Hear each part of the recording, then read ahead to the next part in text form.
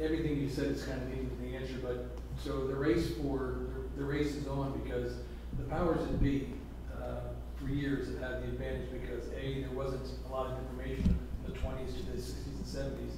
When the information, when the internet hit, free speech became available, all of a sudden things started to happen.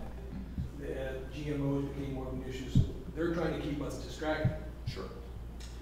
And we're trying to get the information going through. So at some point, I mean, how does that race play out? Because the people that want to keep the power are going to try to keep that power in all the different ways that they have to manipulate us relative to how do we keep the information flow going. Yeah, the question that I need to repeat for the camera is, you know, the ETs play a role in the fact that these very powerful interests that have manipulated human opinion and what have you are involved in a lot of what we call bread and circus distractions, and will at some point the extraterrestrial civilizations play a role in that kind of information and psychological warfare race. And I would say yes, and to the extent that, for example, we just got a report from someone who was a security officer where one of these objects had materialized very, very close to him.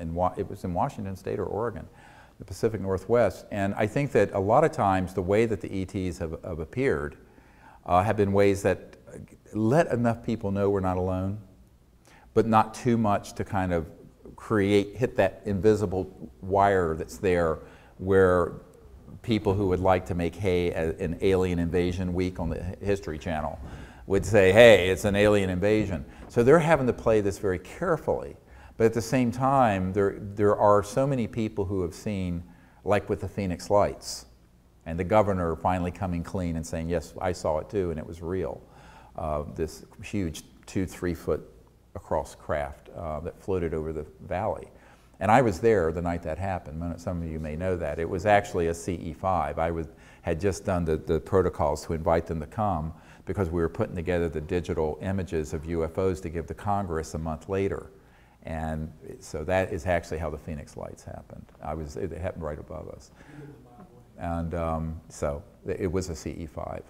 And for a purpose, though. It wasn't trivial because they knew we were putting this thing together with all these members of Congress in '97. So that event happened in March. Our briefing was in April of '97 here in Washington, in Georgetown. And I asked them to do something that would advance that. Now, interesting, the news blacked out until June on it. It really wasn't covered outside the Phoenix area until June. And it got broken to the national news eventually. But then it was, of course, explained away as flares and this and that, because they always create a cover story. So after this event happened, they sent jets up that did drop flares and filmed that and say, see, that's what this was.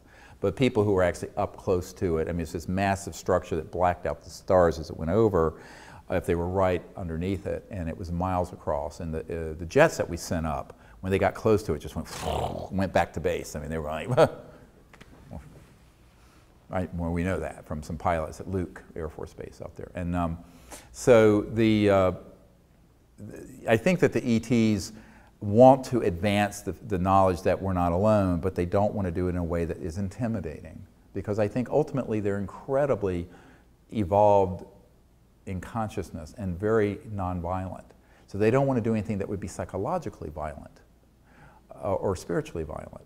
And that's why it's best if this education comes from us to each other. See what I'm saying? To answer your question, as opposed from on high down. Because that could be something that could be taken very much the wrong way. And I think that's right. People get mad. Why are they so secretive? And why don't they just land on the White House lawn? And actually, Larry King asked me that question. And I go, look, I think they're wiser than to pull a stunt like that. And also, I think that they really do think that there's something edifying about us tackling this issue, including this national security superstate that's run amok, because someone needs to rein that in. And it's unlikely to be the politicians, it's going to have to be the people. And we, the people, need to do it. Now, that takes some degree of resolve and courage, and you have to do something besides, you know, laying on your couch, surfing through television channels, looking at late-night TV and eating Cheetos. You know, I mean, that's part of the problem of the whole bread and circus culture that's grown up in our society in the last few decades, is that there are so many distractions and there's so much ephemera and nonsense that it's easy to keep people entertained with that and looking in another direction, while these really important issues are really not being addressed. And I think that to an extent is by design, but it's also our responsibility to take our own minds and say, we're going to pay attention to these important things. And luckily, there are millions of people are looking into all this. What I hope this next level of what we're doing, we have literally tens of thousands of people, by the way, now, around the world that have gotten the training app and are, for contact, and now are getting the networking app so they can be in touch with each other, because we didn't have it until just last week. And that is happening, very large, very big, sort of exponential growth in contact teams all over the world. A disclosure, as I mentioned, I think not that we've finished that task, but we've launched it, and more people believe this is real than don't. But the technology part of it, that has been the thing that's been the hardest for me over the last decade, as I went through the litany of all the kind of tricks and this and that and all the disappointments. But we have to keep doing that, because we're really at a point in our society where there aren't going to be any sort of temporary fixes that are going to work.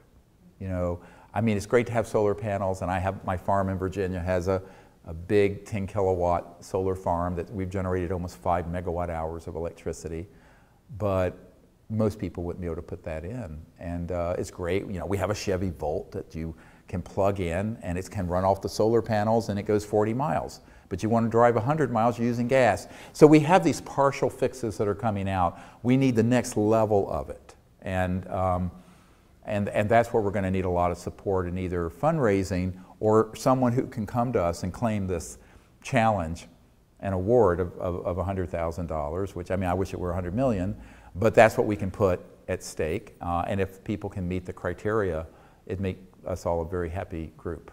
And I think we'll let the public know the instant we have something legitimate. That's for sure. We will not sit on it. There will be nothing secret about it.